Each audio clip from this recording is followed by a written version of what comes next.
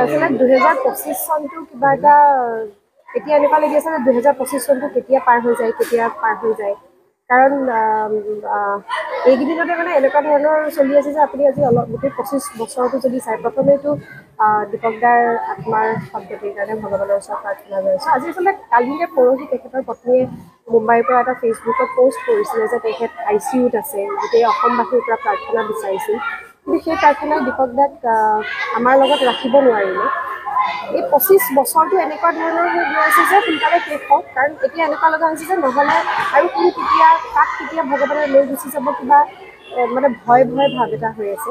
দীপক দাৰ দৰে দ্বিতীয় এজন বাহুবাদক অসমে আৰু যে কেতিয়াবা পাব তাৰ সন্দেহ আছে, কাৰণ তেখেতে আন্তঃৰাষ্ট্ৰীয় পৰ্যায়ত যি তেখেতৰ বাঁহী বাদন সেয়াৰে তেখেতে অসমৰ নাম প্ৰতিষ্ঠা কৰিবলৈ সক্ষম হৈছিল। আৰু যথেষ্ট দিনৰ পৰা তেখেত যিহেতু গুৰুতৰ অসুখত ভুগি আছিল, গতিকে অত্যন্ত আমাৰ গোটেই কেৱল সাংস্কৃতিক সমাজৰ কাৰণেই নহয়, গোটেই অসমীয়া সমাজ জীৱনৰ কাৰণেই অপূৰণীয় ক্ষতি। দীপক দাৰ আত্মাই শান্তি পাওক তাৰে কামনা কৰিছোঁ আৰু পৰিয়ালটোক এই সময়খিনি পাৰ কৰি যাবলৈ ভগৱানে